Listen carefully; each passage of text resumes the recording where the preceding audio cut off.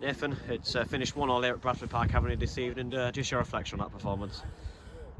I think we could have played another 90 minutes and not scored. We've thrown the kitchen sink at it. I think the performance to a point was really good. Really poor goal from our side of things, first minute, second half. But they're fighting for their lives, and they're in the same positions where we were last season. And they fought for everything. Credit to them. They've hit the crossbar. A few airy moments towards the end when we were throwing the kitchen sink at it. On another night would have done the game, but I think it shows how far we've come when we come somewhere like this, and we're disappointed we've dropped 2 points. Yeah, and in terms of how the first half panned out, it took both sides a bit of a while to get going. Sort of had spells on the ball, and perhaps the final pass was lacking, but eventually we managed to get themselves ahead through Junior Mondell. Once again, continuous fine vein of form in front of goal, and on the back of some really sustained pressure as well. Yeah, it was good interplay. We were on the front foot. I didn't think we were ever going to shoot.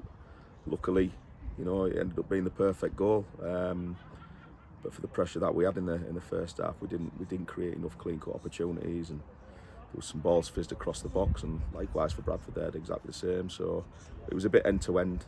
But I think we probably edged the first half, and we're going into the second half thinking that we need to stay strong. Clean sheet was the objective, and within 30 seconds, I think it was that kind of went out the window. So we reset and we went again, and like I said to the lads in there, they're disappointed, but they've put everything into it. They've gone for the win. They've not defended. We've played on the front foot, and I can't ask any more of them. Yeah, like you said, that was literally the nightmare scenario straight from the kick-off. In terms of the goal itself, I'm sure you'll have a few holes to pick defensively there. We spoke about it at half-time. They were causing a threat on the right-hand side in the first half.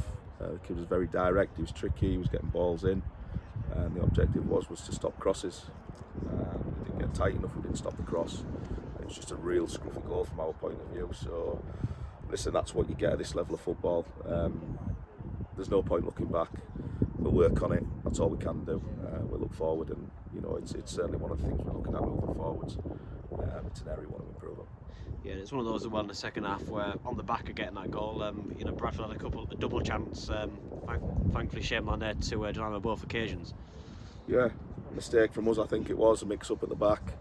I think that was really the only way they were going to score after they equalised. Such was the dominant possession that we had. It was a hopeful ball. We've just got caught out. We've not sorted our footwork out, and it's led to a goal-scoring chance. But luckily, Shane was there, so that was disappointing. But again, your concentration levels when you're attacking as much as we are, they've got to be absolutely nailed on, and at that particular point we weren't. Yeah, there's another one as well where we had plenty of chances themselves as the half developed, just couldn't, again, probably nothing clear cut that you would have liked. And then, so as the letter as well at the other end is that Bradford again had a chance, and the same player that scored, potentially with touches better, could have been in there. Yeah, without a doubt. But that's the way we play it. We didn't want to settle for a draw. We pushed for the win. We brought another striker on. We keep going on about the players showing loads of courage as a management team. That's what we have to do as well, and we wanted to go for the win, and what you get with that, you do take the chance that they could break at the other end. That's what they did. We've rode our luck, but one thing's for sure, we went for the win.